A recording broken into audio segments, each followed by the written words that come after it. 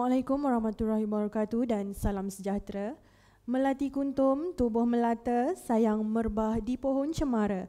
Assalamualaikum, mulanya kata, saya sembah pembuka bicara. Yang berbahagia, Datuk Seri Dr. Muhammad Uzir Mahidin, Ketua Perangkawan Malaysia, serta tuan-tuan dan puan-puan yang dihormati sekalian. Selamat datang ke webinar Open DOSM Next Gen.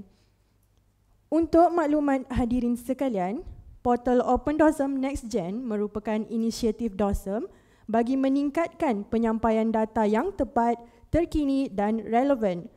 Tujuan portal ini dibangunkan adalah untuk meluaskan, memudahkan dan menggalakkan pengguna mengakses data yang dikeluarkan oleh DOSM dan agensi kerajaan yang lain.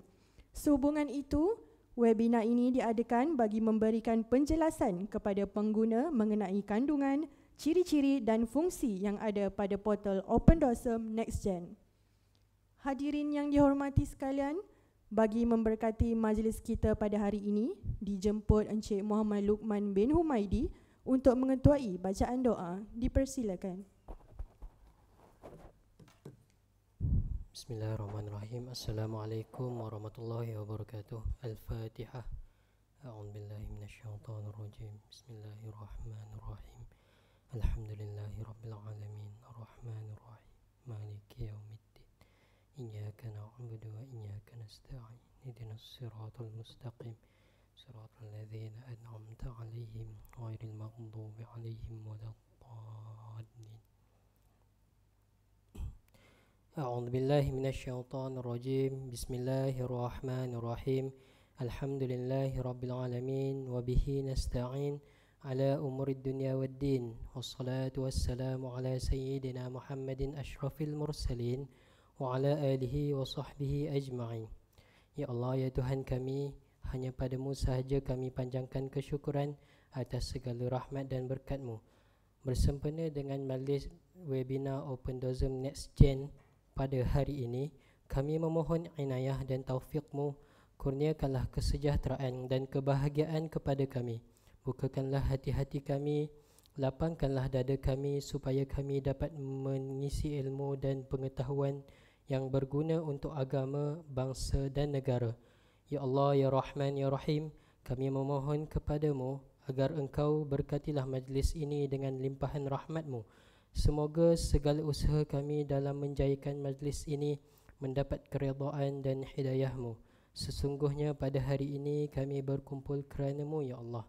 Kami berkumpul untuk menimba ilmu, bertukar pendapat, menyumbangkan buah fikiran, menghubungkan silaturahim dan memberi sokongan ke arah meningkatkan lagi prestasi kami.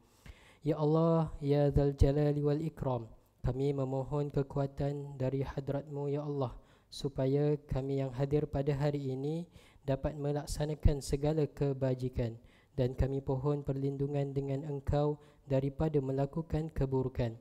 Ya Allah, kurniakanlah kepada kami kekayaan ilmu pengetahuan dan hiasilah diri kami dengan sifat lemah lembut, serta muliakanlah kami dengan ketakwaan dan indahkanlah diri kami dengan kesihatan.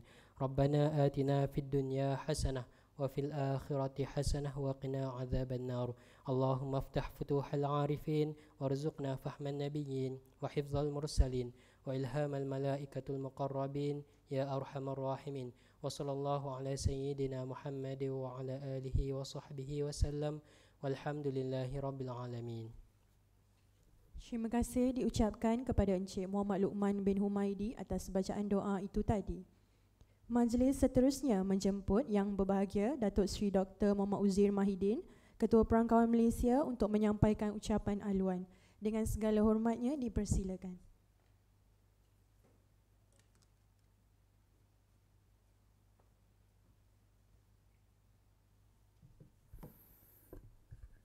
Terima kasih kepada saudari pengacara majlis Puan Zaidatul Azrin, dan juga terima kasih kepada saudara Muhammad Luqman Humaidi yang memimpin bacaan doa sebentar tadi. Assalamualaikum warahmatullahi taala wabarakatuh dan salam sejahtera. Alhamdulillahirabbil alamin. Allahumma salli ala sayidina Muhammad ala ali sayidina Muhammad. para hadirin sekalian, para profesor, Profesor Madya, Doktor, seterusnya kepada pelayar-pelayar ataupun para penonton yang mengikuti secara maya program kita pagi ini, khususnya warga-warga, para pelajar, anak-anak di IPT atau adik-adik di IPT, hadirin hadirat sekalian. Jadi terlebih dulu pada hari Jumaat ini saya merakamkan rasa syukur kerana kita dapat bersama-sama dalam satu program yang begitu besar manfaatnya insya-Allah, iaitu program sesi webinar Open Dorsum Next Gen. Jadi alhamdulillah kita dapati berdasarkan count penyertaan yang kita lihat di atas talian dah ada beberapa ratus yang mengikuti sesi inilah. Jadi harap kita dapat memanfaatkan sesi yang dilaksanakan pada pagi ini, yang sebenarnya adalah lanjutan daripada pelancaran produk baru, platform baru oleh Dorsum, iaitu yang kita namakan Open Dorsum Next Gen, yang alhamdulillah telah berjaya disempurnakan oleh Yang Berhormat Menteri Ekonomi Saudara Muhammad Rafizi semalam. Jadi seperti yang kita sedia maklum, mutakhir ini ataupun sejak beberapa tahun yang lalu, dan kita jangkakan pada masa-masa yang mendatang, keperluan dan kecekapan untuk kita menggunakan maklumat-maklumat statistik yang bersesuaian untuk memastikan kelangsungan kehidupan kita, sama ada dalam aspek sosial, ekonomi, alam sekitar dan sebagainya, dapat kita lakukan dengan cara yang terbaik, dengan keadaan kita boleh merancang, meneliti apakah perkara-perkara yang boleh kita lakukan pada masa hadapan, di samping kita melihat apakah cabaran-cabaran yang bakal menanti, di samping bagaimana sesuatu perkara itu mungkin dia suatu cabaran juga boleh dijadikan sebagai satu peluang. So dalam hubungan ini, data dan statistik yang lebih terperinci, lebih dekat dengan seseorang, sama ada ianya sebagai seorang individu biasa ataupun seorang yang perlu membuat keputusan, seorang yang perlu memberikan perkhidmatan kepada majikan dan sebagainya, pastinya ia akan dapat menghasilkan satu penghasilan yang lebih baik bila mana terdapat data-data yang boleh digunakan dari masa ke semasa dan boleh menepati keperluan. Jadi dalam hubungan ini, Jabatan Perangkaan sebagai sebuah agensi utama ataupun agensi pusat dalam bidang statistik, kita tahu tanggungjawabnya adalah mengumpul, menyusun, menganalisis serta menyebarkan statistik yang diperlukan oleh negara, oleh masyarakat, dan ianya bertujuan untuk tujuan pembangunan, tujuan perniagaan, tujuan penyelidikan, dan kalau dalam konteks persaingan peringkat antarabangsa untuk pastikan daya saing negara terus kukuh. Jadi dalam hubungan ini kita telah pun lancarkan semalam bagaimana kita boleh memastikan data yang kita kumpul dari pelbagai sumber dan telah mempunyai siri yang banyak dapat kita tingkatkan dari segi penggunaannya. Maka kita merasakan mengkomunikasikan data-data ini dengan melaksanakan satu anjakan kepada penyebaran data ataupun perkongsian data menggunakan satu platform yang lebih lebih utuh, lebih kukuh, lebih orang kata reliable, dapat dilakukan dan dapat mudah diakses dan juga dapat digunakan dengan mudah lah.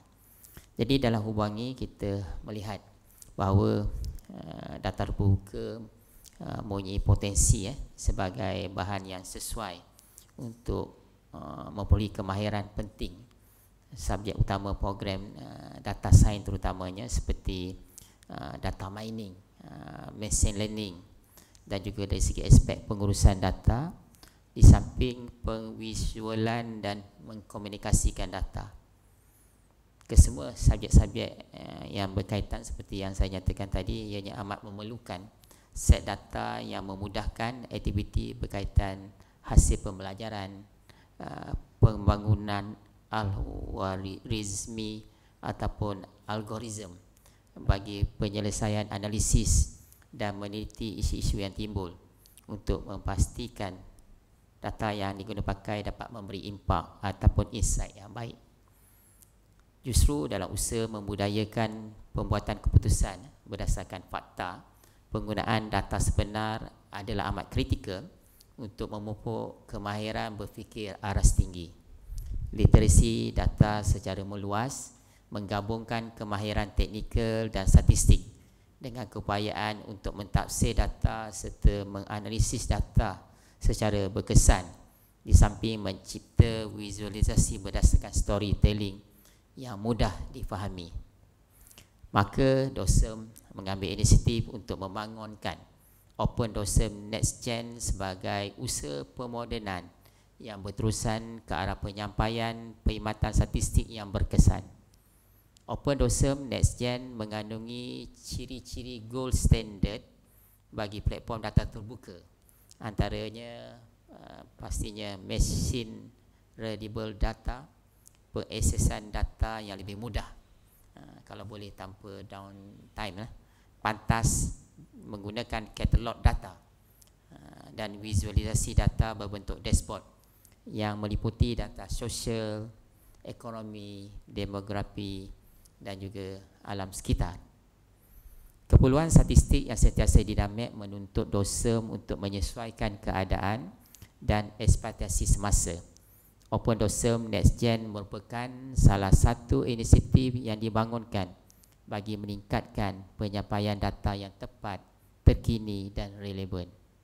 Ini adalah selaras dengan usaha DOSM untuk memacu inovasi dan transformasi data serta satu platform bersepadu bagi tujuan meluaskan, memudahkan dan menggalakkan pengguna dan para pelajar mengakses data yang dikeluarkan oleh DOSM dan agensi-agensi yang lain.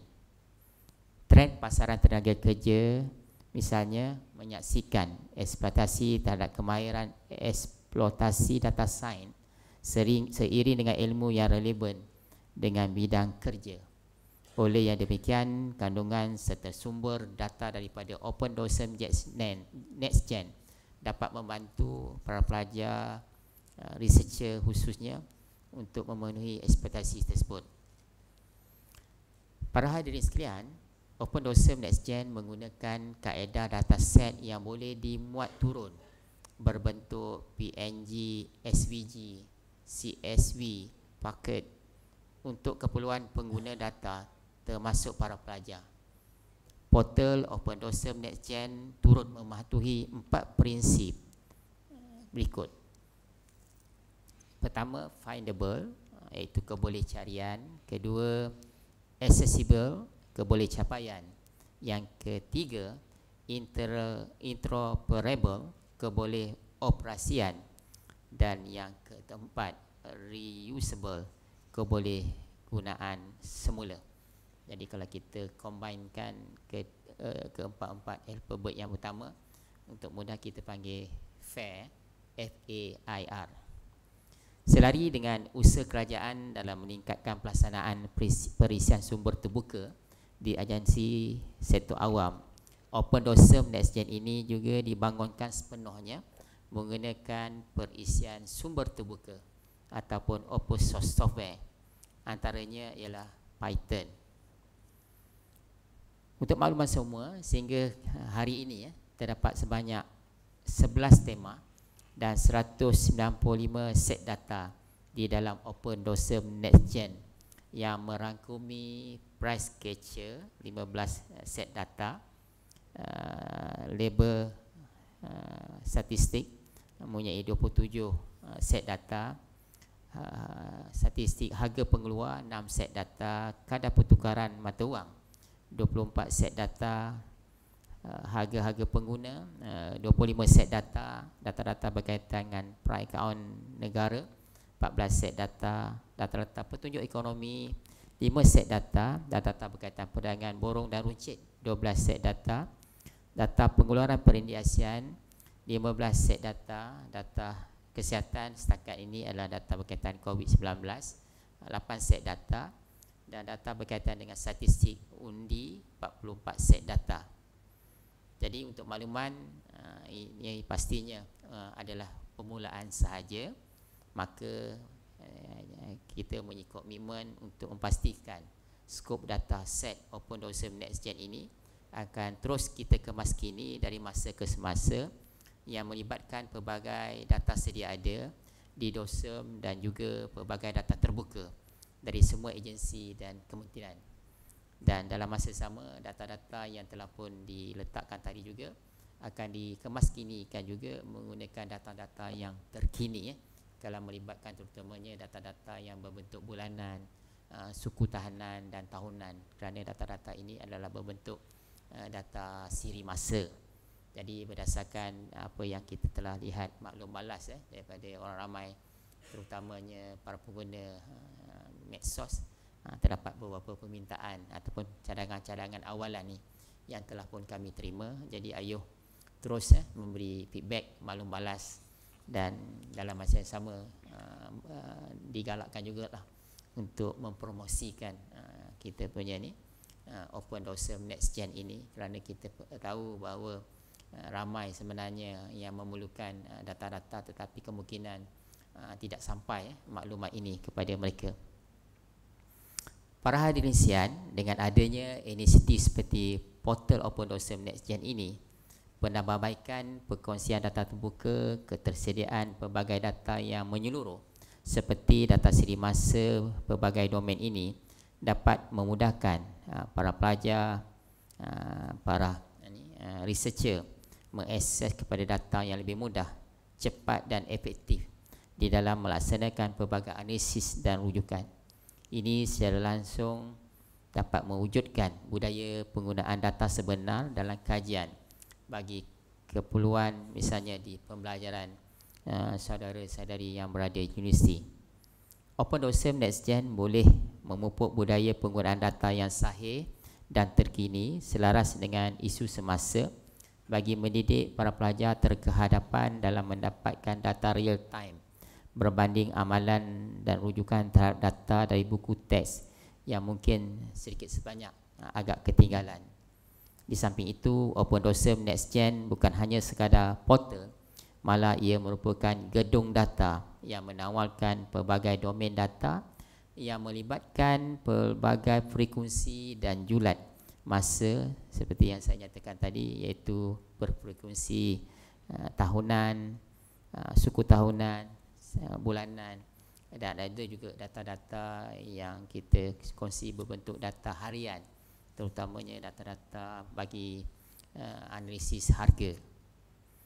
Data terperinci sehingga peringkat granular, real time dan berkualiti adalah merupakan sumber yang amat berharga untuk tujuan penyelidikan, sama ada ianya adalah penyelidikan asas ataupun penyelidikan lanjutan. Menerusi platform data terbuka, para pengguna boleh menjimatkan masa dan kos dengan menggunakan data terbuka sedia ada dan bukannya bergantung kepada sumber primer ataupun melaksanakan survey untuk mendapatkan data bagi tuan penyelidikan maupun kertas kajian. Ini seterusnya dapat meningkatkan fokus masa untuk penulisan sesuatu kajian ataupun tesis dengan dapat mendengarkan penyelesaian berobjektif terhadap penyataan masalah terkini berbanding penyataan masalah yang mungkin merupakan kitas semula daripada tesis-tesis ataupun kajian terdahulu. Yang menariknya, bila kita mempunyai satu platform yang meletakkan berbagai domain ataupun dimensi data, maka akan lebih mudah lah kalau kita sesuatu kajian tu untuk kita laksanakan, terutama kajian-kajian yang bercorak social science ini, yang kadang-kadang kalau kita terpaksa mengumpul data sendiri, kemungkinan skop kajian kita, variable yang kita nak guna dalam sesuatu kajian itu kita hadkan kerana limitasi masa dan juga keperluan untuk mengumpulkan data. Tetapi bila kita mempunyai data yang begitu mudah, machine readable, ada time series dan sebagainya, maka penggunaan data-data secara serentak menggunakan ialah skop mencantumkan beberapa problem statement dan juga teori-teori yang berkaitan, menyebabkan lebih banyak, lebih kreatif ataupun interesting sesuatu kajian tersebut, tanpa kita perlu bertindak meletakkan begitu banyak assumption ataupun andaian yang faktor-faktor yang kita tak liputi itu sebagai pegun ataupun stay put, ataupun kalau dalam ekonomi dipanggil ceteris paribus lah. Jadi kita boleh menggunakan corak kajian bukan dalam bentuk statik sahaja, tetapi kita melihat kalau variable yang lain tu bergerak, misalnya dinamik, so apakah dia punya perubahan margin yang akan berlaku dan sebagainya lah. Sidang hari sekalian, melalui perkongsian data menerusi platform data terbuka ini juga, manfaat yang diharapkan adalah meningkatkan keyakinan pelbagai pihak daripada pelbagai lapisan masyarakat terhadap keupayaan menghasilkan para graduan yang mempunyai kualiti yang tinggi dari segi bagaimana mereka dapat memanfaatkan pembelajaran yang belajar di poly di bilik kuliah dan sebagainya, dan bagaimana ianya dihubung kaitkan dengan perkara-perkara empirikal lah. Jadi bila pergi kepada the real world pekerjaan, maka sudah pasti kita dah dapat satu gambaran asas ataupun gambaran awal, dan ini yang saya rasa lah melangkah ke hadapan, regardless bidang disiplin apa juga yang kita lakukan, kita memerlukan para graduan yang mempunyai pemikiran kritis ataupun pemikiran yang mempunyai analytical, dan ini pastinya kemahiran dalam penggunaan data, walaupun kita bukanlah dalam bidang statistik misalnya, kita dalam bidang-bidang yang lain, tetapi kita boleh memanfaatkan tool-tool yang ada, dan kita yang paling penting boleh memberi interpretasi, dan kita boleh hubung kaitkan sesuatu fenomena, sesuatu perkara yang berlaku itu berdasarkan fakta dan numbers. Jadi dalam hubungan ini pemikiran kritis ataupun critical thinking dapat menghasilkan, misalnya nanti bila kita bekerja sebagai seorang pekerja yang dapat menyumbang cepat dalam tempat kepada majikan kita bekerja, dan kita tidak hanya sampai memulakan kerja dan meneruskan saja berdasarkan apa yang ada. Maknanya kita boleh menilai, melihat pengalaman berdasarkan corak-corak data yang ada, dan bagaimana ianya boleh dihubung kaitkan dengan pelaksanaan tugas dan tanggungjawab kita bila kita bekerja. Seterusnya, ia akan menghasilkan bagaimana ianya boleh kita buat sesuatu perkara itu, kita dapat mempunyai kemahiran dalam melaksanakan misalnya penadbiran ataupun penyusunan data ataupun data curation. Seterusnya akan ada kemahiran untuk kita buat misalnya penyelidikan, untuk buat perbandingan, membuat analisis yang mudah seperti trend, dan kita lebih literate lah tentang statistik, maklumat, dan juga akhirnya kita akan lebih kreatif lah. Jadi saya mengharapkan dengan adanya sesi webinar yang kita laksanakan pada hari ini, dengan platform yang baru dilancarkan ini, jadi kemungkinan banyak perkara yang akan para pelajar ataupun sesiapa juga yang mengikuti webinar ini dapat manfaat lah, terutama bagaimana nak mengambil data, macam mana nak kompres dan sebagainya lah. Dan sebenarnya banyak features yang akan diterangkan di sini, yang mana sebenarnya ada teknik-teknik bagaimana nak absorb data-data yang berskala besar kepada platform yang mudah, tidak memerlukan storage yang tinggi.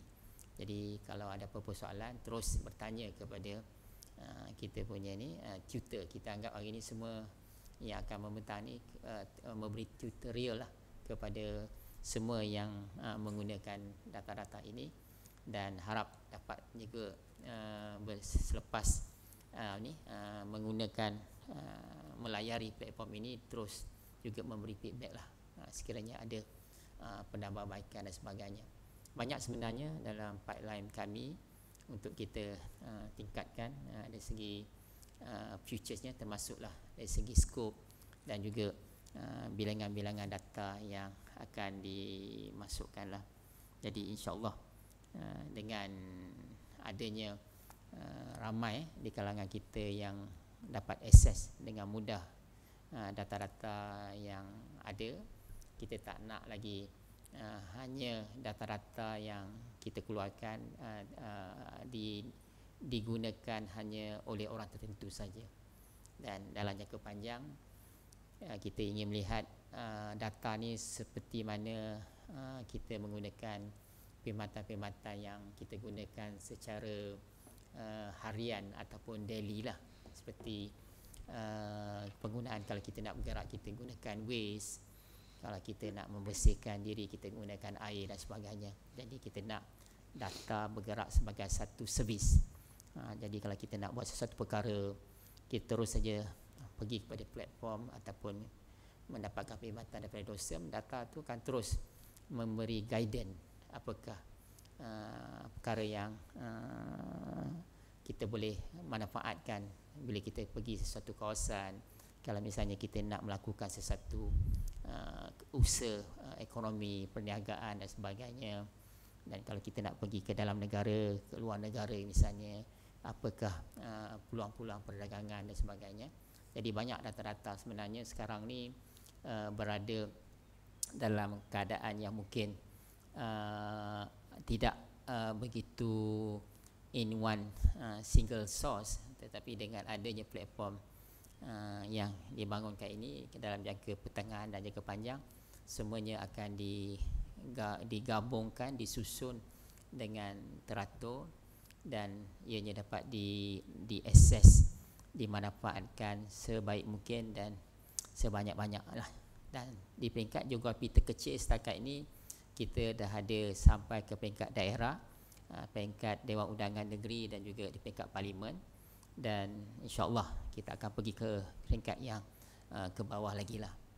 Di selain daripada kita bergerak untuk menjadikan data ni sebagai servis, perkhidmatan statistik juga sedang berusaha bergerak untuk meningkatkan, memberikan perkhidmatan proportional statistik servis sebagai data stewardess, sebagai data scientist dan sebagainya lah, kepada para pelajar ataupun sesiapa yang berkeinginan untuk menjadikan kerjaya dalam bidang data scientist ini. Saya boleh menyatakan ianya very promising, amat menjanjikan satu potensi sehingga kini lah, ataupun untuk dekad yang mendatang. Saya menjangkakan bidang data science ini akan sentiasa diperlukan di banyak aspek. Kalau dulu mungkin kita merasakan ia hanya penting di bidang kewangan, di bidang insurans dan sebagainya, tapi sekarang ia merentasi semua sektor, sebagaimana perakaunan merentasi semua sektor, begitulah juga aktiviti berkaitan penganalisisan data. Jadi usahalah kepada sesiapa yang minat, dia tak semestinya mesti mempunyai background statistik yang orang kata plus-plus, tetapi yang saya melihat ia perlukan minat, kecenderungan, dan knowledge sebenarnya boleh dicari, cuma kadang-kadang ia perlu mempunyai kesabaran yang tinggi lah. Sebab bila kita start memegang ataupun play with the data, kita tahu data perlu kita meliti dalam keadaan yang lagi dan lagi. Seperti kalau kita membuat kerja, kalau kita zaman dahulu, kalau lihat kita nak melombong biji timah, melombong ni kan, kita kena usaha sehingga keluarlah benda yang bernilai itu, diamond itu. Jadi sama juga sekarang ni dengan keadaan banyaknya data terbuka yang bentuk tidak berstruktur misalnya, kita kena mempunyai satu skill set untuk dan tool untuk melihat bagaimana data-data itu akan memberikan value creation, yang mana ianya akan menghasilkan satu maklumat guidance yang membolehkan sesuatu perkara itu kita buat dengan lebih baik, yang ternampak kebijaksanaan, yang ternampak kecekapan dalam penggunaan sumber, penggunaan masa, dan juga outcome yang lebih tinggi jika kita tidak berasaskan kepada data. Jika kita berasaskan, orang kata try and error atau cuba dulu, zaman untuk orang kata cuba dulu, buat dulu sebenarnya dah berakhir. Jadi kita perlu tahu semua bergerak ke arah analytical, berfikiran kritis.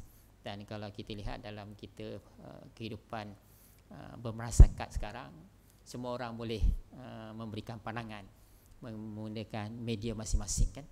Jadi itulah menyebabkan kita perlu mempunyai kaedah-kaedah yang membolehkan kita mengukuhkan kita punya pola pemikiran, pola kita bagaimana kita buat keputusan dan sebagainya lah. Jadi saya itu saja yang ingin saya sampaikan. Selamat mengikuti sesi webinar ini, dan kalau tak puas hati ianya dijalankan secara webinar ataupun maya, kita boleh buatkan secara fizikal, yang mungkin kita boleh gabungkan dengan beberapa topik-topik yang berkaitan. Dan saya juga mengalu-alukanlah kepada sesiapa yang nanti yang boleh menghasilkan research yang baik berdasarkan data-data ini, boleh berkongsi kepada kita, kepada orang ramai. Bahkan kalau berjaya membangunkan application daripada sini, bahkan kalau misalnya para hadirin, tuan-tuan dan puan-puan, nak membangunkan application tetapi berlaku shortage, kekurangan beberapa variable, boleh cuba berbincang dengan kami lah, untuk kita sama bantu. Jadi terima kasih sekali lagi. Selamat mengikuti webinar ini. Semoga-moga ianya memberi manfaat kepada kita semua. Assalamualaikum warahmatullahi taala wabarakatuh. Terima kasih diucapkan kepada Yang Berbahagia Datuk Seri Doktor atas ucapan itu tadi. Majlis akan diteruskan dengan sesi demo OpenDOSM Next Gen. Dijemput Encik Ahmad Najmi Arifin untuk memulakan sesi demo. Dipersilakan.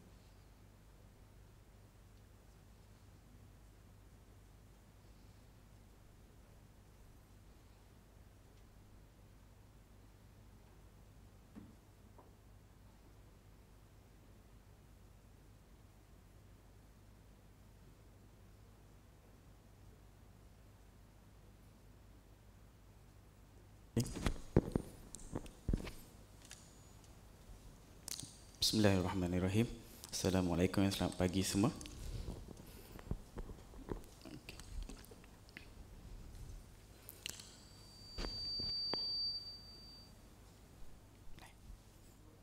Dah boleh nampak on screen ke saya punya screen komputer? Mungkin untuk paparan audience.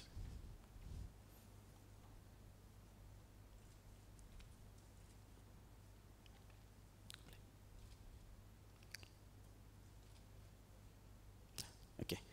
Bismillahirrahmanirrahim.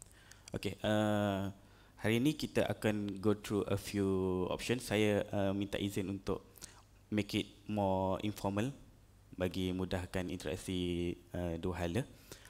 Saya akan bermula dengan penerangan bagaimana paparan data katalog dashboard di OpenDOSM, dan seterusnya kita akan go through how to tarik data daripada OpenDOSM yang kita dah sedia maklum. Okey, terlebih dahulu ini interface awal paparan muka untuk OpenDOSM. Kita sediakan Malaysia Atlas untuk paparan analisis ataupun user di luar sana untuk dapat terus capture the exact value, the value terkini untuk economic status in Malaysia. Selain daripada itu juga kita kongsikan berapa bilangan viewer ataupun user-user yang telah muat turun, view the maklumat yang dah sedia ada di OpenDOSM. Kita boleh tengok kat sini. Untuk paparan semalam kita dapat lebih kurang 14,000 paparan user. Okay, alhamdulillah dapat amat baik sambutannya.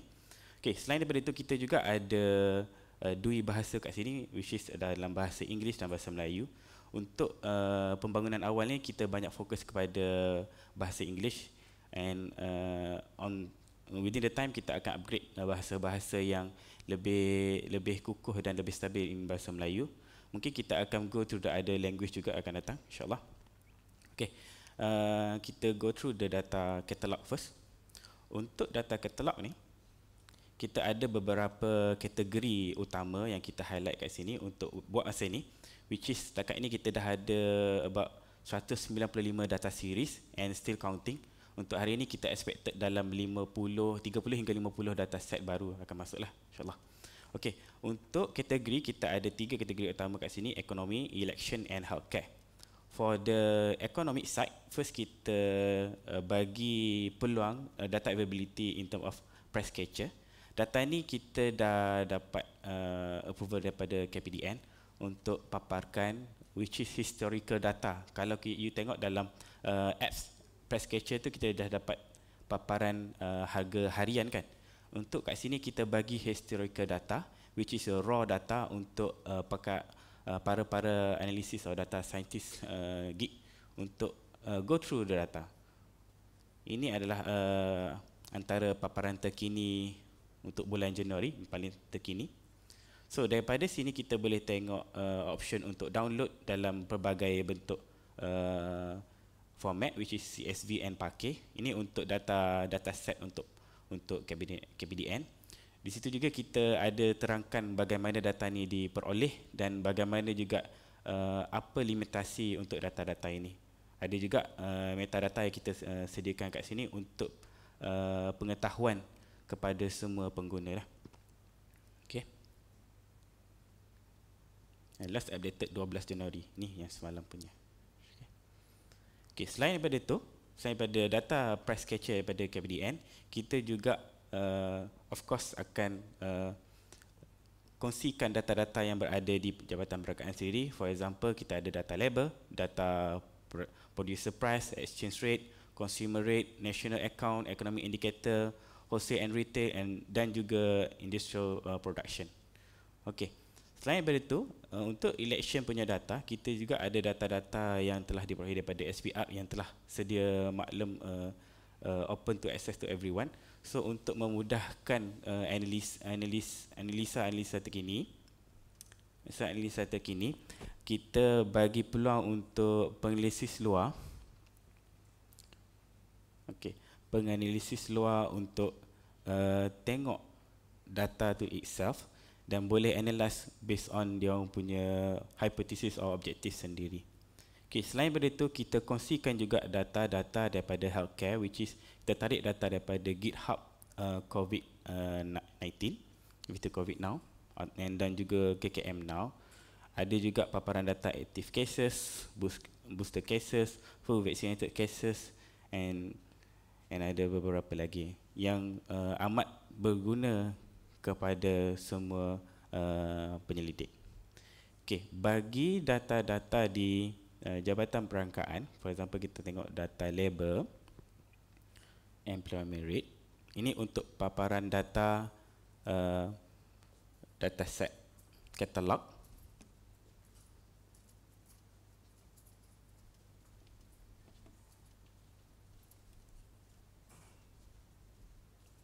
Okey. Oh maaf saya terlalu laju. Okey. Untuk paparan data katalog, kita ada beberapa option yang telah kita sediakan di dalam OpenDOSM punya platform. Antaranya, for example, kita ambil data employment rate, kita boleh buat selection which is monthly, quarterly atau yearly. Kita tengok paparannya berbeza di sini. Untuk quarterly, okey, ini paparan untuk quarterly, dan ini paparan untuk yearly. Okay, selain daripada itu, kita boleh drill down the data ikut period yang kita suka. For example, saya tarik ni kepada 2018 ke 2022. Kita boleh tengok directly, fokus kepada data yang kita nak lihat. Okay, balik kepada monthly. Selain pada paparan data in graph, kita juga boleh papar data ni in term of table. Maksudnya kita nak tengok apa value yang digunakan, apa variable atau attribute yang digunakan. Okay. Okay. Selain daripada itu, user juga boleh download paparan data ni dalam bentuk yang anda suka. Contohnya saya cuba download untuk PNG. So saya boleh buka paparan in PNG. Okay, bila saya copy paste ke dalam Word punya version pun tak ada masalah. Even untuk paparan di video pun tak ada masalah. Bagi mengekalkan pixel, tak nak bagi pixelated, kita boleh download the vector graphic SVG. Selain daripada itu, kalau kita perlukan data dalam bentuk CSV, boleh download dalam bentuk CSV. Kalau perlukan data dalam bentuk package, kita boleh download dalam package. Selepas ini saya akan kongsikan macam mana kita nak tarik data yang sedia ada dalam package punya environment. Untuk hari ini saya akan menggunakan open source tool, which is kita akan pakai Python language. Okay, seperti yang sedia maklum, tadi saya ada terangkan juga bagaimana data ini diperoleh, juga diterangkan sini. Maksudnya setiap data set yang digunakan diterangkan bagaimana data ini diperoleh. Selain daripada itu, diterangkan juga apa limitasi yang ada dalam penggunaan data ini. So kita boleh cuba elakkan salah analisis dari pihak pengguna. Okay. Selain daripada itu, kita juga sertakan juga metadata dengan data description sekali. Okay. Di sini juga kita juga bagi tahu apa data type yang digunakan untuk setiap variable tu. For example, untuk rate ni kita of course lah kita pakai format float, which is 0 point something. Okay, untuk integer nombor genap, nombor ganjil sekali. Kita terangkan setiap variable ni based on dia orang punya description. Okay. Selain daripada itu, juga di sini kita pastikan setiap data yang diterima ni dilengkapi dengan update masa dan tarikh terkini. Okay. Untuk next update pun kita letakkan juga based on kalender yang kita sedia ada di jabatan, untuk memastikan user tak tertinggal data-data baru yang akan diterbitkan. Okay. Selain daripada itu, kita maklumkan juga untuk setiap data set ni kita ada masukkan sumber data daripada mana. For example, kalau kita tengok di luar, saya back keluar sekejap. Data source ni kita ada beberapa data source daripada DOSM, KKM, KPDN dan SPR. Okay.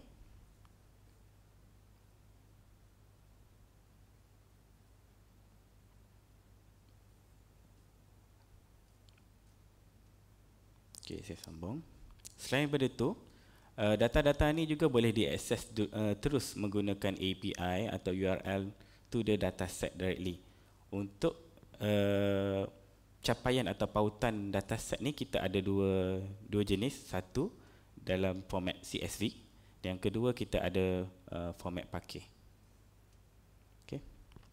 Ini paparan mudah untuk kita download the chart ataupun dia punya data itself. Okay, yang ni saya akan terangkan lagi detail, which is in term of coding use. Ini sebenarnya kod yang digunakan untuk penganalisa yang menggunakan tools. Untuk kali ini kita menggunakan Python language. Yang ni sebenarnya link yang digunakan untuk tarik data tu, sama seperti link yang di atas ini. Okay. Itu dari segi katalog.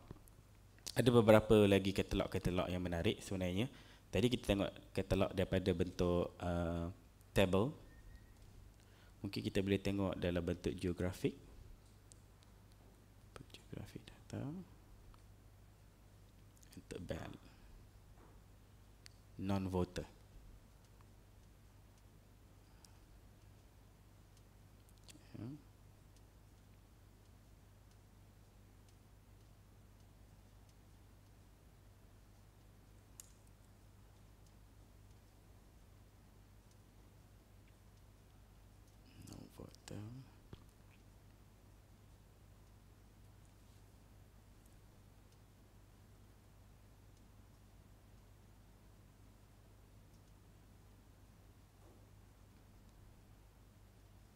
Okey, ini paparan non-voter di Malaysia.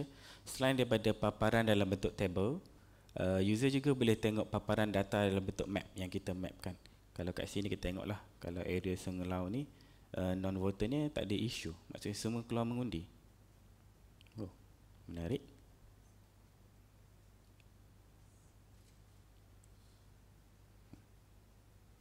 Okay. Selain daripada itu, data-data lagging. Okay, semua data time series. Academic indicator sama. Okay. Okay, untuk capaian data yang lagi menyeluruh, maksudnya user boleh tengok directly data apa yang dia nak tengok. Contohnya, kalau saya nak buat kajian berkenaan dengan COVID, saya nak dapatkan active cases COVID. Active case. Saya just search menggunakan tools kat sini. Search je active, and dia akan appear directly the active cases. Selain daripada itu, saya boleh buat selection period, type of data, kekerapan data tu dalam bentuk daily ke, dalam bentuk weekly ke, dalam bentuk monthly ke, quarterly ke, atau yearly. So dia akan appear focus filtered the data based on kekerapan data itu. Selain daripada itu, kita juga boleh filter data based on geographical. Untuk kali ini kita sedia maklum kita ada beberapa data pada state level, district level, parlimen, DUN, national, dan mungkin akan datang kita akan tambah baik dari segi mukim dan kampung. Okay. Selain daripada itu, kita boleh filter data daripada tahun-tahun yang kita nak tengok. Contohnya saya ambil data daripada tahun 2018, data apa yang available, sehingga tahun 2023. So ini data-data available untuk tempoh masa yang kita select ni. Okay, boleh cancel. Selain daripada itu, kita juga boleh tengok data based on data source. Seperti yang saya maklumkan tadi, kita boleh tengok data based on SPR sebagai contoh. Dia akan appear semua data-data yang melibatkan SPR. Kita harapkan lebih banyak kolaborasi daripada agensi-agensi luar dan agensi dalam, ataupun mana-mana agensi yang berminat untuk bersama-sama kita sediakan satu pipeline terus ke OpenDOSM punya platform, insyaAllah. Okay, seterusnya saya akan go through the beberapa dashboard yang menarik yang telah disedia ada di OpenDOSM. Sebagai contoh, kita tengok data dashboard di labor market. Labor market, Di sini dipaparkan value terkini untuk labor market unemployment rate. Based on trending dia, kita boleh hover the data dari sini untuk tengok monthly punya value dan value-value terkini. Selain daripada itu, ada juga paparan data series berdasarkan key labor market indicator trending, for example labor force, LFPR, employment rate and outside labor force. Okey, kita boleh tengok juga dashboard dari pergi mana yang menarik, price consumer price. Yang ni saya amat sarankan setiap user tengok apa kelebihan data kat sini, paparan kat sini. Contohnya kat sini kita boleh tengok the shading recession. Dia akan bagi tahu shading recession kat mana. Kita boleh scroll data ni, kita boleh tengok by index, kita boleh tengok by month growth. Ni untuk price, consumer price. Ni pecahan data series based on consumer price. Year monthly, okay. Dan kita tengok ada kat bawah ada chart builder. Chart builder ni agak menarik, kita boleh buat comparison produk-produk based on sehingga 4 digit setakat ni yang kita sertakan.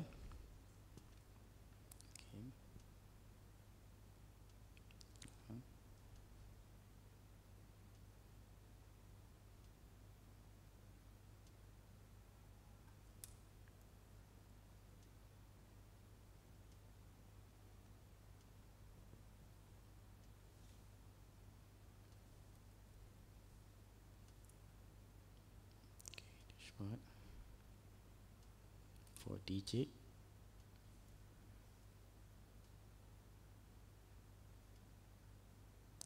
Sebab item dia terlalu banyak, that's why dia perlukan masuk untuk loading sikit. Okay. Tapi okay, kejap je, tak sampai 1 minit pun. Okay, kita buat comparison, for example basikal, kereta, mungkin kita ambil a few healthcare punya, medical, baju. Tapi ini untuk 4 digit dia bukan terlalu detail lagi, sepatutnya sampai 6 digit atau 7 digit. Kita ambil yang roughly, kita ambil telur, gula.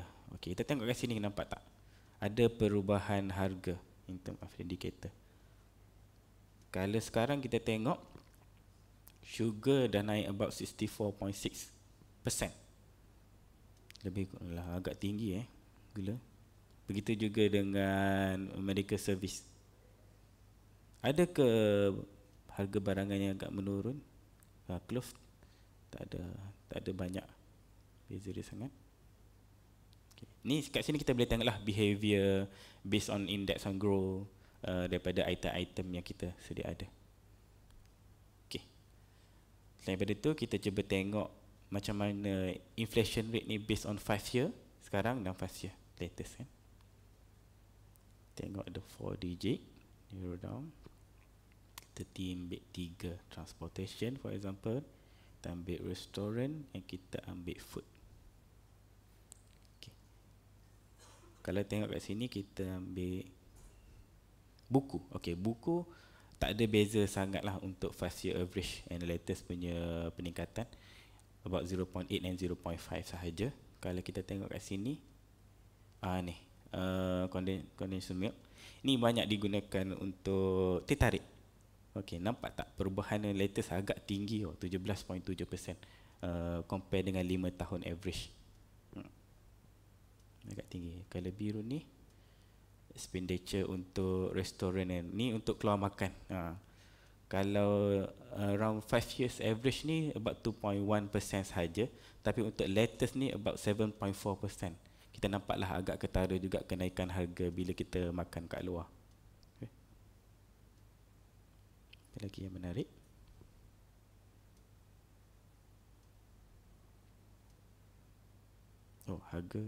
Harga minyak menurun kalau based on 5 years average and 5 years growth. Okay. Ini untuk paparan consumer price. Saya amat galakkan untuk semua user untuk cuba hadam dan tengok sendiri apa pilihan-pilihan barangan yang terkesan dalam hidup anda lah. Okay, selain daripada itu, kita boleh tengok exchange rate. Exchange rate for example. For 1 year, kita boleh compare kan the snapshot ringgit performance compare dengan negara-negara lain. Okay. How ringgit trading bila kita trade ringgit Malaysia dengan negara-negara lain. For example, kita tengok gajah perang kita, makin rendah kita compare dengan baht. Okay. Rupiah dan macam-macam lagi country yang kita letakkan kat sini. Maksudnya snapshot untuk sebelum kita pergi melancong tu, boleh tengoklah kat sini harga currency tu, trend pertukaran ringgit tu macam mana. Okay. Selain daripada tu, yang ni agak menarik juga, violent and properties crime. Yang ni kita dapat daripada data pada PDRN and survey kita juga. Okey, ini untuk Malaysia level. Kita tengok violent crime menurun, alhamdulillah. Properties crime pun semakin menurun. Ini pecahan mengikut state yang disediakan. Contohnya kalau snap thief, tak ada kes ini. Untuk robbery, kita tengok banyak kes berlaku di Kuala Lumpur. Putrajaya 4.9, ya, lebih kurang. Okay, ini deep down the violent crime based on year. Kita tengok ada penurunan bilangan kes untuk kes jenayah. Okay, agak tinggi statistik sini. Kes ragut pada tahun 2016. Apa yang berlaku kat sini? Pecah masuk tahun 2019, agak tinggi. Tapi kalau tengok average-nya, kes-kes jenayahnya semakin menurun lah tahun by tahun. Okay. Selain daripada Malaysia punya level, kita boleh drill down ke negeri kita. Contohnya kalau saya nak tengok negeri 9 lah, kita negeri 9. Macam mana taburan data kes untuk ini di negeri 9. Tadi kita tengok Malaysia punya level. Ini untuk negeri 9 punya level. Untuk crime case sama. Okey, ni di negeri 9. Kita tengok pattern kes jenayah dilaporkan juga menurun.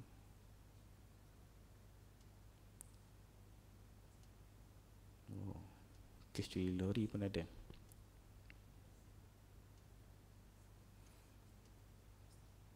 Okey, ini kita pergi ke drug addict pula. Macam mana taburan drug addict di Malaysia? Pecahan dari segi jantina, by age ada, by ethnicity, Bumiputra state makin tinggi lagi.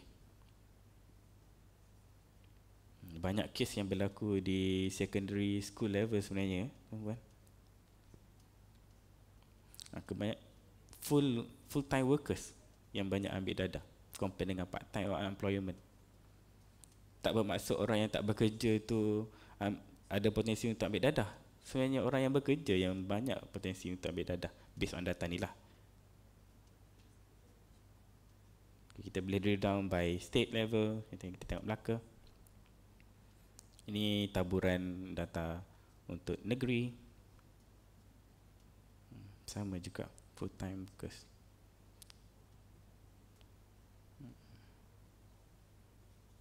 Okay.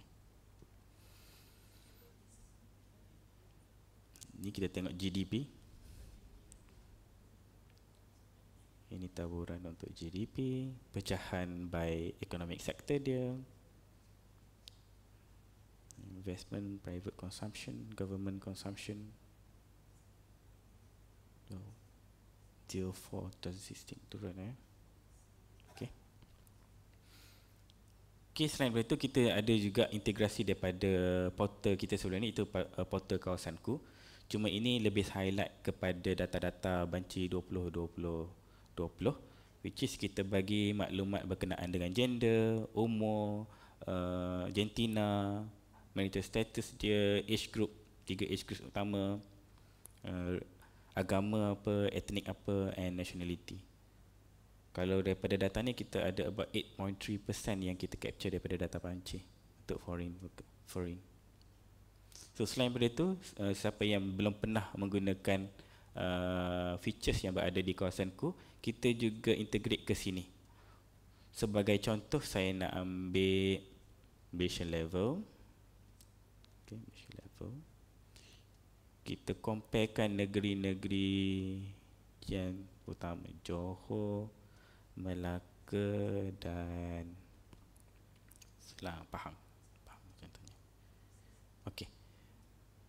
Kuning ni mewakili Pahang, biru ni mewakili Melaka, merah ni mewakili Johor. Kalau tengok in term of unemployment rate, kat Johor paling tinggi comparekan dengan Pahang dengan Melaka. Dari segi geografi, land area, Melaka paling kecil lah comparekan dengan Johor dengan Pahang. Pahang lagi besar daripada Johor. Dari segi ketinggian muka bumi, paling tinggi kat sini adalah Pahang, ada muka bumi yang lagi tinggi. Forest, kita expected dari segi perhutanan mesti Pahang yang paling tinggi kan. Ni kalau kita tengok compare Pahang, Johor dan Melaka. Okey, ini menarik. Intensity of light. Maksudnya kita boleh relatekan intensity of light ni dengan development, pembangunan di suatu tempat. Kalau kat sini intensity of light secara average-nya banyak di Johor, comparekan dengan Pahang dengan Melaka in terms of intensity of light. Begitu juga dengan data-data banci seperti population density. Kita tengok mana yang paling padat, comparekan Johor, Melaka dengan Pahang tadi. Tengok kat sini Melaka paling padat lah banding dengan negeri-negeri lain. Bukan negeri lain, 3 negeri tadi. Yang paling padat kat sini kita boleh tengok kat sini, Kuala Lumpur. Nampak? Kita hover kat sini kita boleh tengok. Maksudnya ni dia boleh jadi indikator awal apa yang berlaku dan keadaan semasa di negara.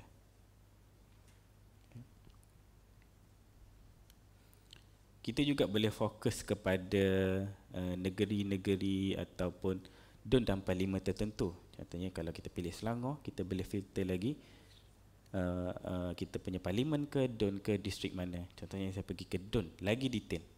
Don pergi ke Sekincan contohnya. Okey, dia akan bagi maklumat berkenaan Sekincan dan lokasi dia. Okay.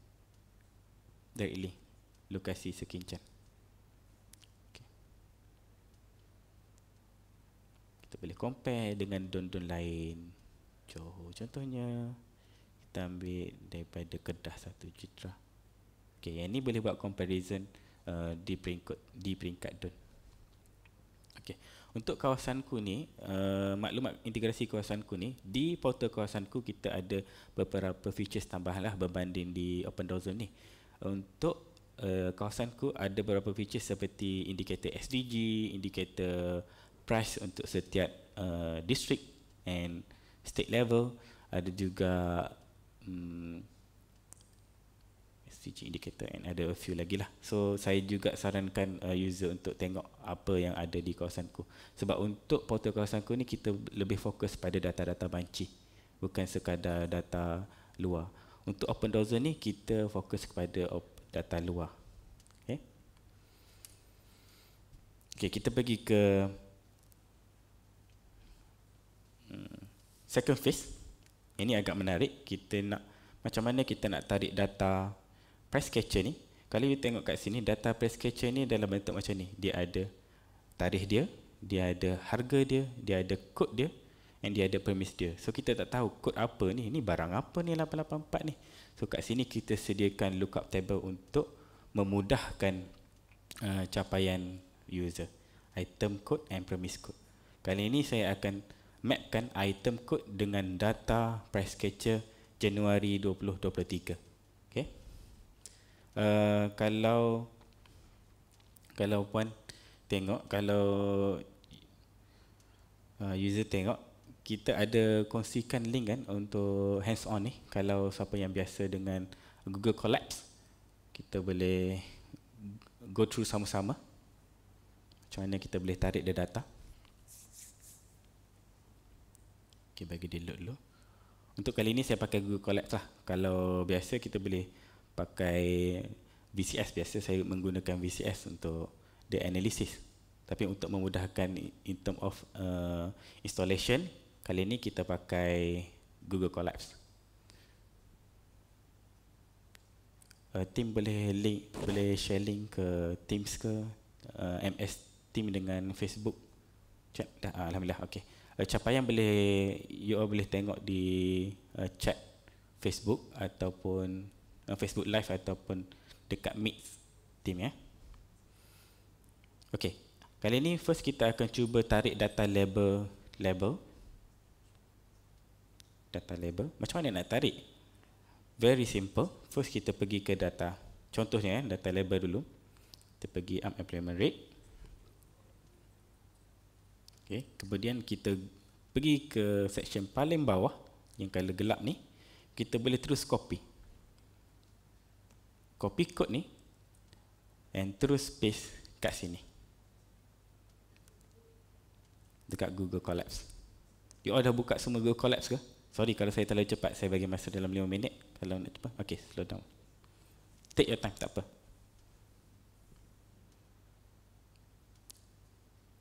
Untuk sesi hands-on ni kita ada beberapa step lah kita akan buat. First kita akan load the package file untuk beberapa contoh dataset. Kemudian kita akan loadkan data KPDN HCP, KPDN. Dan kita look up the data tu dengan item-item dia. Lepas tu kita mapkan balik the item tu. And kemudian kita boleh filter item apa yang kita nak untuk period tu lah. Period yang kita pilih.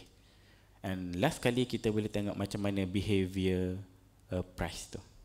Cuma sini saya nak remind awal-awal, ini hanya tujuan untuk demonstrasi. Jangan ambil dia sebagai analisis terus ya. Sebab kita nak memudahkan pemahaman dan nak bagi tahu macam mana cara untuk tarik dan penggunaan data dulu. Okay. Okay.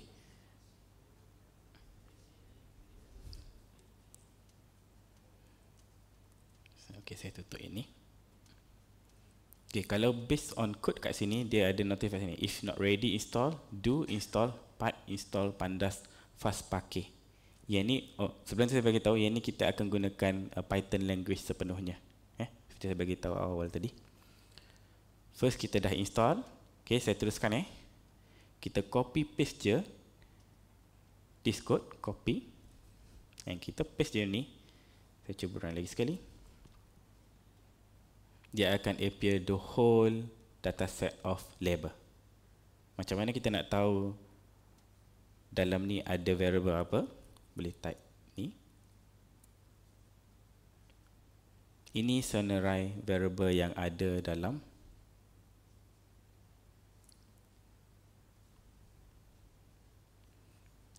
dataset tadi. Date, LF. Tapi kita ringkaskanlah.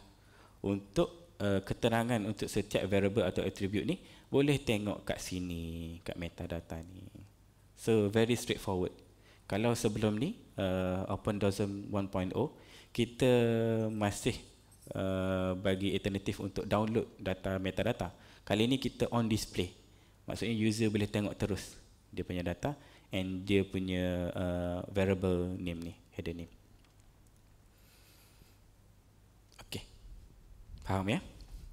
Okey, seterusnya saya go macam mana kita nak tarik data KPDN. Yang ni saya fokus kepada case untuk Januari 2023. Kita pergi ke data catalog. Select the dataset yang kita nak pakai. Contohnya saya ambil ni Januari 2023. Paparan data dia, item kod kita tak tahu. Kita nak tahu apa kod kat sini kan. Okey, sebelum tu kalaulah kita tak nak guna Python code, tak ada masalah. Kita boleh guna Excel dan apa-apa software, kita boleh download the CSV file ni yang boleh buka kat Excel. Tak ada masalah. Doable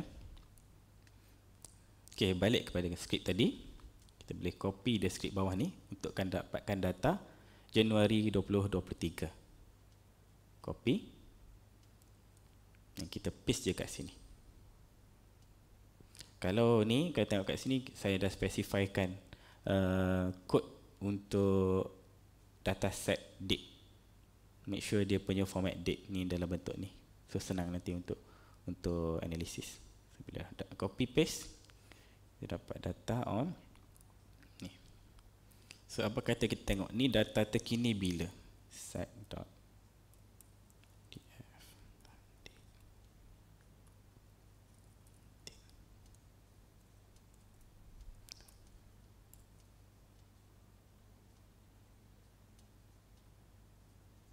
Okey. Ini data sehingga 11 hari bulan. 11 hari bulan. Okey, seterusnya kita dah dapat data. Saya df head dia, maksudnya saya ambil 10 header terawal, row data terawal. Sekarang saya nak lookup data yang ni. Item code ni 1914 ni kita nak appearkan dia dalam bentuk description name. Dia punya apa nama di sebaliknya. Okey, yang ni first kita pergi ke data set terbalik. Kita catalog tadi. Select the item lookup. Nampak tak? Item lookup dia dah letak item code berapa, nama item apa, dengan unit, dengan group, dengan kategori semua sekali. Okey.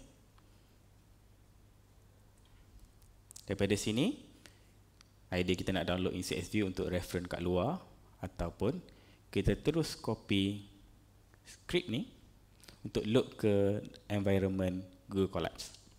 Bila dah copy, paste, saya namakan data set ni sebagai lookup.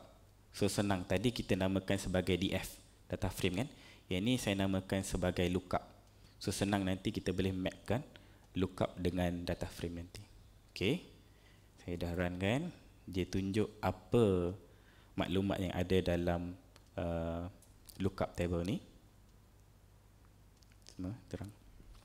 Okay, kemudian saya akan cantumkan, which is saya akan pakai function merge.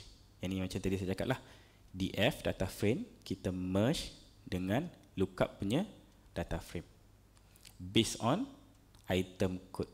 Macam mana tu? Okay, item code tu based on item code ni di lookup table dengan data frame. Dia sama, dia akan mapkan.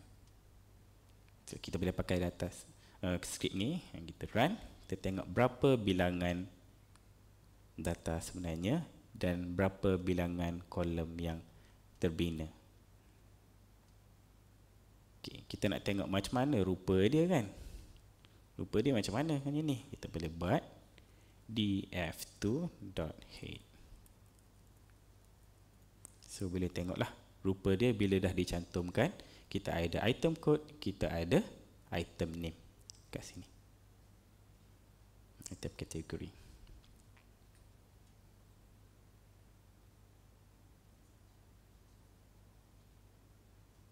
Okey.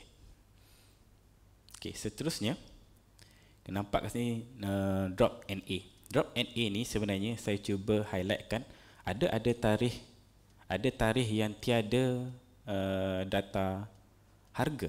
So kalau tiada data harga, kalau kita cuba mapkan dalam bentuk chart nanti kita ada masalah terus ke zero punya value. Untuk tu kita drop awal-awal lagi mana-mana row yang price dia adalah zero atau null, kita drop keluar, kita keluarkan je.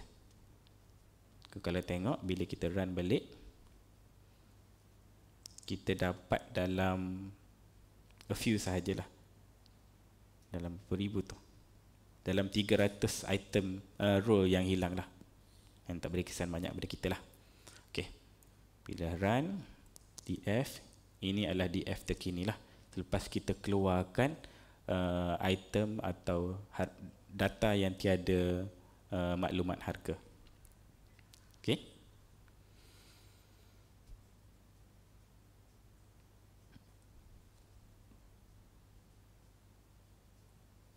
Okay, seterusnya bila kita dah ada dalam bentuk dataset ni, kita nak dapatkan view macam ni. Saya tunjuk ni, saya cuba copy dulu.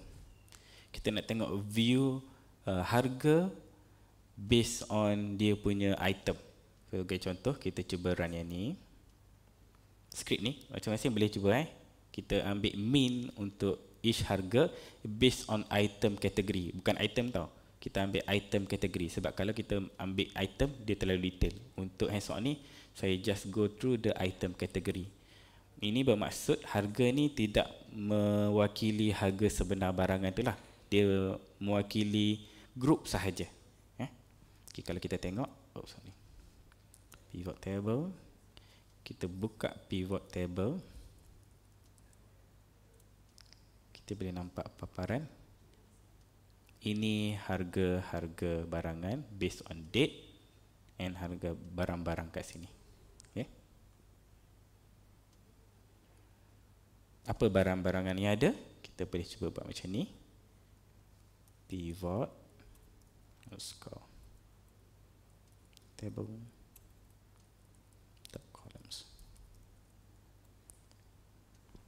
Ini adalah senarai-senarai yang ada untuk pilihan data set tadi. Data katalog based on data Januari 2023 bermula 1 Januari 2023 sehingga 11 Januari 2023. Okay, daripada sini untuk memudahkan kita structure data ni dalam bentuk chart, kita flip balik data tu dalam bentuk ni, which is mean data-data ni dia akan dalam bentuk instead of banyak kolom, dia akan jadi dalam 2 atau 3 kolom sahaja. Maksudnya data-data value in item ni dia akan repeated, and price dia akan ikut the date dia sendiri. Kita tengok kat sini bila cuba kita run. Okay, kita keluarkan ni. Kita boleh nampak data date, data item category and data value dia untuk setiap hari. That's why saya cakap tadi, ini item category bukan item specifically. That's why mungkin data dia nampak pelik sikit lah harga dia. Ni untuk tujuan hands on sahaja. Okay, selain daripada tu, ini yang sama juga yang kita buat tadi. Item kategori apa yang ada, kita boleh tengok. Selain daripada itu, kita juga boleh filter terus. Okay, kita dah identify item mana yang kita nak tengok, item lain kita tak nak tengok, kita boleh filter out terus. Contohnya kat sini saya cuba ambil ayam, mentega dengan bawang. Kan? Kita boleh tengok terus. Ini harga bawang, mentega dengan ayam untuk Januari. Everyday punya harga harian dia. Okay, untuk last punya step, nak bagi nampak the price behavior based on kita punya case ni, kat sini saya guna library Plotly. Okay, mana-mana user yang tak pernah install, boleh install Plotly dulu. Dan juga kat sini untuk memudahkan carian, saya sangat recommend you all install IP widget ni lah. Later kita tengok macam mana IP widget ni berfungsi untuk chat punya viewer. Okay, sama juga yang ni kita cuba dapatkan senarai kategori dalam kolom kategori, item kategori. Okay, ini skrip macam mana kita nak buat pilihan. Tak perlulah nak pilih by script. Kita buat kat sini based on drop down sahaja. Boleh copy and paste script ni. Yang ini pilihan based on unique item. Contohnya kalau kat sini saya nak ambil tepung lah. Okay, tepung untuk Januari saya dah pilih tepung. Saya run ni item drop down, dia dah pilih tepung. Ini kalau you all ada masalah in term of display saya letak kat sini dulu. Tarik. Plotly, saya cuba run sahaja. Bila saya run, nampak berpecah pula. Mungkin data dia tak complete. Kita ambil variable lain, bawang sebagai contoh. Okay, kita run bawang.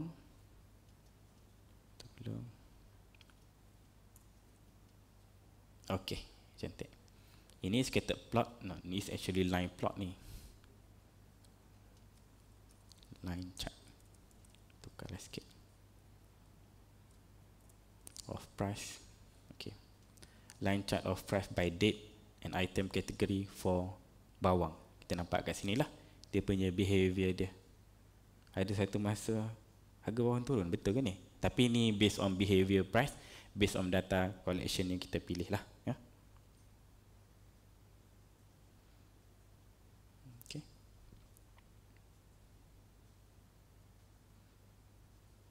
Okay, itu sahaja perkongsian saya in term of script. Sekarang saya open for any question lah kot.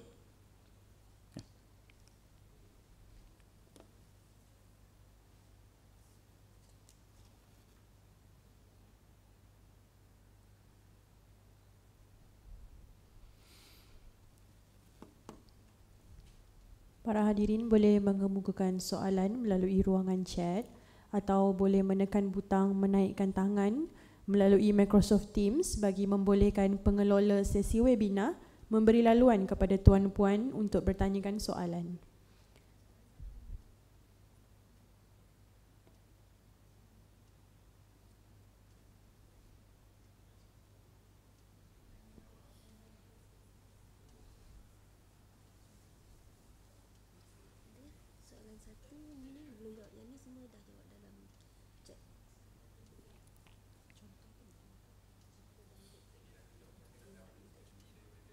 Okey, Encik Najmi ada satu soalan daripada Microsoft Teams. Boleh tengok contoh jika data itu di-download dalam bentuk CSV? Okey, boleh-boleh. Teruskan contoh kita ambil data participant rate. Okey. Data download, klik CSV. Okey, nampak tak? Kita dah ambil monthly principal. Ini view untuk data bila kita dah download dalam bentuk CSV. Kita dah setkan data ni based on data set punya structure. Bukan lagi dalam bentuk penerbitan yang ada banyak tab tu. Ini in one tab, CSV use. Dia punya ni dah ikut dia punya date punya value dah. So memudahkan untuk you all buat analisis directly lah. Kalau dalam Google Sheet you all boleh highlight ni, dua ni, dia boleh display terus dia punya chart terus. Boleh copy ni masuk dalam Google Sheet. Okay. Soalan lain lagi? Ada apa-apa soalan lagi?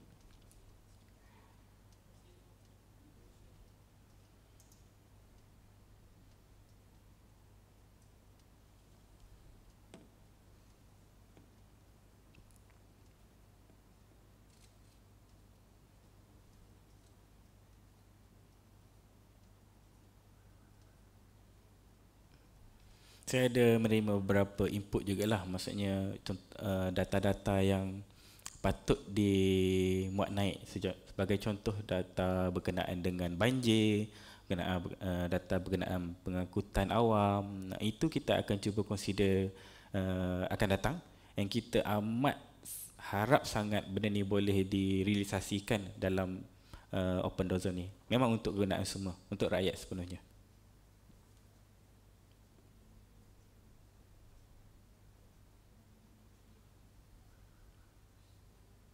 Oh, sebelum saya terlupa, saya perlu maklumkan juga, sebenarnya pembangunan Open Dozen ni adalah secara terbuka sepenuhnya. Maksudnya kita kongsikan dia punya open source dia, source code dia, back end and front end dia punya source code semua ada.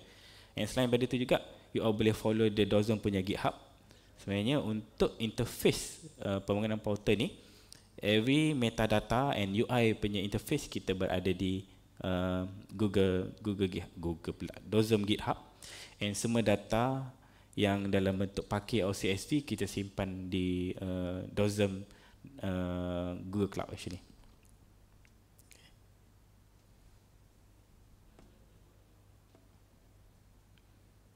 Untuk makluman tuan-puan, ada juga soalan-soalan yang telah dijawab oleh tim teknikal kat bawah yang agak responsif sebenarnya.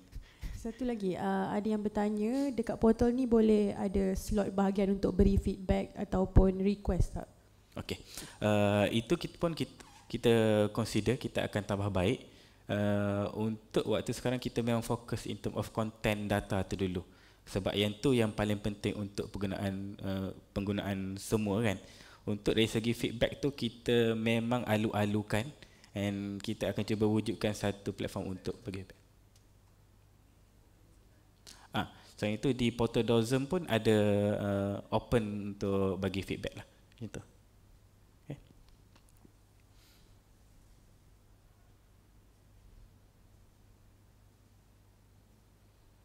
User boleh bagi maklum balas di sosial media DOSM. Tak ada masalah. Kita cuba penuhi apa yang kita boleh buat.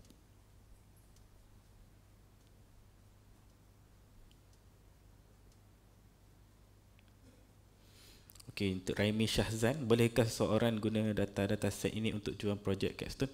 Boleh, amat-amat dialukan sebab ini data ni dah secara terbuka. Sangat dialukan.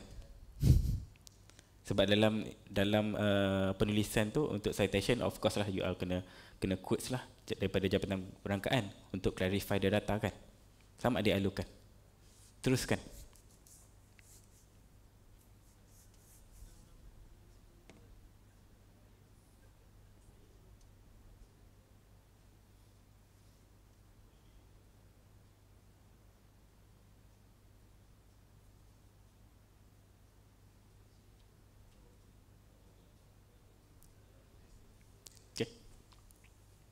Terima kasih diucapkan kepada Encik Ahmad Najmi Arifin atas sesi demo itu tadi.